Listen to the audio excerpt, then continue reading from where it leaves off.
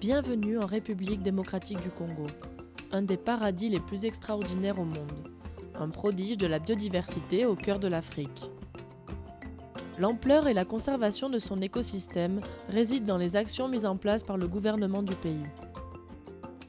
L'administration centrale s'est engagée dans un projet sans précédent basé sur la valorisation des ressources naturelles, la préservation de l'environnement et l'écotourisme.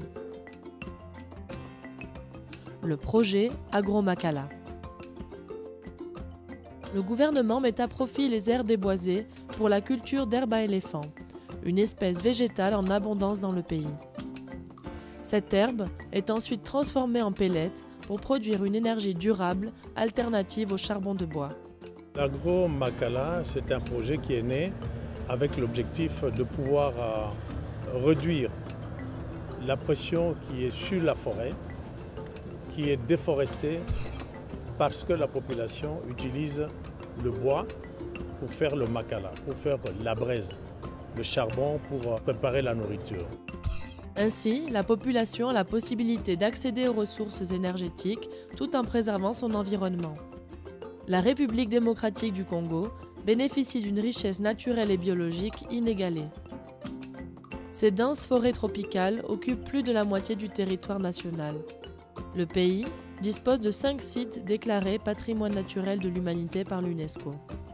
Le parc national de Garamba, la réserve de faune à Okapi, le parc national des Virunga, le parc national Kahuzi-Biega et le parc national de Salonga. Outre les forêts, on trouve des paysages de savane, des régions montagneuses, des rivières ainsi que des chutes, des lacs et une région de zones côtières ouvrant sur l'Atlantique.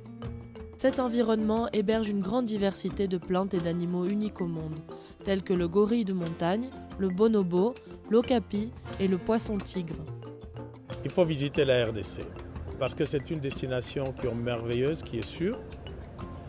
C'est une destination qui a des merveilles qui n'existent pas ailleurs au monde. Nous avons le 3e fleuve du monde, nous avons le 2e bassin du monde, nous avons les chutes merveilleuses. Le programme national pour l'écotourisme offre aux visiteurs des expériences de tout type. Des traversées en bateau du fleuve Congo, des balades à travers la forêt offrant la découverte de splendides panoramas ou encore des activités organisées autour de la pêche. Les communautés rurales sont les premières à bénéficier de la manne apportée par le projet Agromakala et son plan d'écotourisme.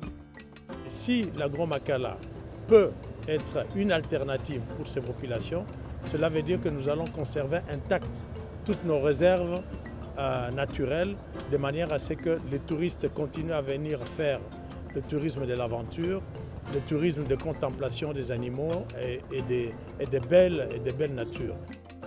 Le projet Agromakala fait participer la population locale à la création d'activités dans le secteur du loisir et du temps libre en soutenant le développement des petites et moyennes entreprises dans le domaine de la nature. Grâce au projet Agromakala, le gouvernement parvient à maîtriser et réduire les impacts sur le milieu naturel. Il développe la prise de conscience et la sensibilisation au respect de l'environnement. Il offre aux touristes une expérience incomparable et favorise la participation locale. Au-delà du tourisme de nature, les principales villes offrent un autre type de tourisme plus urbain en lien avec l'architecture et l'art comme le musée des Beaux-Arts ou encore la tour de l'Échangeur. Le ministère du Tourisme avec le ministère des Travaux publics, nous avons le projet ici de pouvoir y organiser des événements. Donc tout Kinshasa doit respirer ici, tout doit s'organiser. Le tourisme de la ville va s'organiser ici, comme à Paris, tout est organisé autour de la Tour Eiffel. Ça sera la Tour Eiffel de Kinshasa ici.